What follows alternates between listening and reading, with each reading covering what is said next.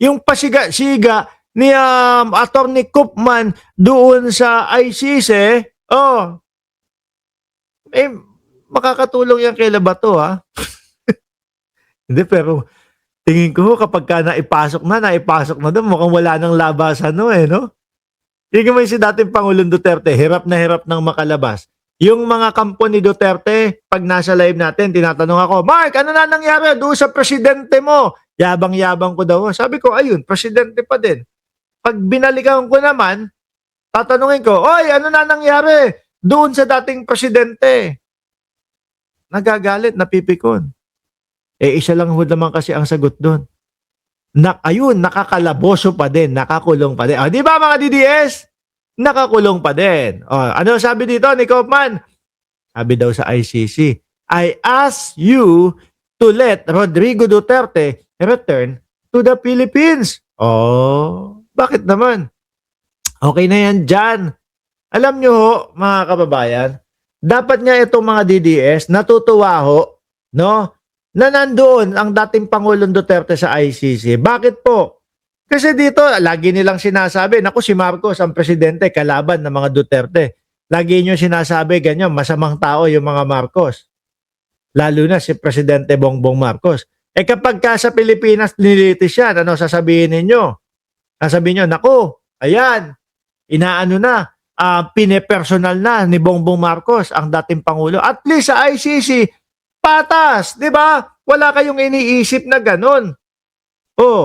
Kung ano lang yung normal, yun lang ang gagawin. Eh kaso, yung abogado nyo yata ang may problema. Mga DDS, yung abogado ninyo, parang roller coaster eh.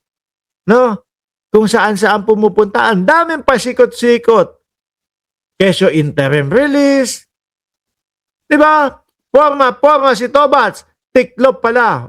Sabi ni Sunny Reyes. In his closing statement, Nicholas Kaufman nagmamakaawa na the ICC judges to let Rodrigo Duterte return to the Philippines not to govern, but simply to live out the rest of his days in peace in his humble dwelling in Davao. Nako. Ewan natin kapag paghuhukom na ang humarap. No? Kung magiging masaya kaya ang dating Pangulong Duterte sa kabilang buhay niya. Dito sa mundong ibabaw, na ang daming nagsasabi na marami silang mga kaanak na naging biktima po ng mga tokhang-tokhang nila. Di ba? Yun ang pagka nagkahatulan na ho. Duterte, the former president of the Philippines, is detained in the ICC and is facing 3 counts of crimes against humanity charges following his bloody anti-illegal na ipinagbabawal na gamot. No? Govern record shows that around 6,200 suspects sa ipinagbabawal na gamot ang namatay nung panahon ni dating Pangulong Duterte, while human rights organization says that the number reached up to 30,000 due to unreported related death. Biruin nyo yun, no? Tapos kapayapaan, tapos due process yung kanilang mga hinihingi ngayon. Pero nung panahon nila, siga-siga ho sila. Nung panahon nila, patayin. Mismo ang dating Pangulong Duterte ang nagsabi, di ba? Na binubuyo nila. Na, kumbaga, suspect pa lang, patay na. Ba't ba ganyan yung mga usapan nyo dyan? Usapan burat. Eto, napagsabihan naman si Kaufman, mga bossing, no? Makulit din kasi itong lawyer ni dating Pangulong Duterte. Siguro patuloy at paulit-ulit niyang binibigkas sinasabi yung mga biktima o kaanak ng mga biktima or kung whatever. Kasi sinasabi sa kanya siguro na wag mo ngang sabihin yung pangalan or whatever. Diba? Pero tuloy-tuloy lang si Kaufman. Sabi, Mr. Kaufman, please proceed and you must respect the chamber's decision regarding reduction. Pagtatanggal, otherwise, I will be obliged to interrupt you each time so as to protect victims and witnesses. Siguro gusto niya talaga ipangalandakan. Ito yung mga nagrereklamo. Di ba? Ganyan naman ho sila, mga kababayan, no? Meron pa nga silang ipinapakita ho. Mga listahan daw po nung mga kumukontra sa mga Duterte. Naalala niyo yon? Kumalat sa Facebook yon. General Torre nandoon.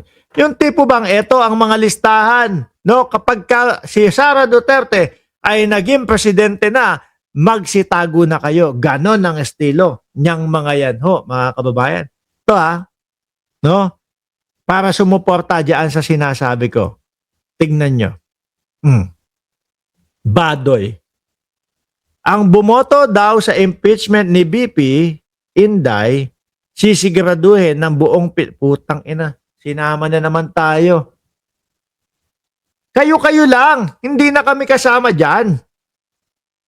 No? Dati, kasama kami doon sa 32 million. Hanggang ngayon, ang kakapal ng mukha ninyo. Sinasabi nyo, 32 million ang nakasuporta kay Sara Duterte. Ako kasama ako doon sa 32 million na bumoto kay Sara Duterte.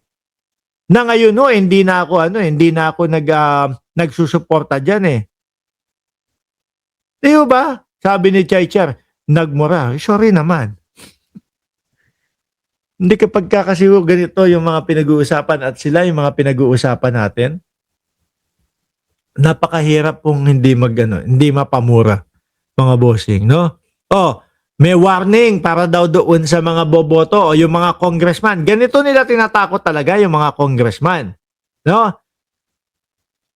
Ang bumoto sa impeachment ni BP Inday sisiguraduhin ng buong Pilipinas na matatalo sa 2028 daw po. Paano naman niya kayo talaga nakasisigurado?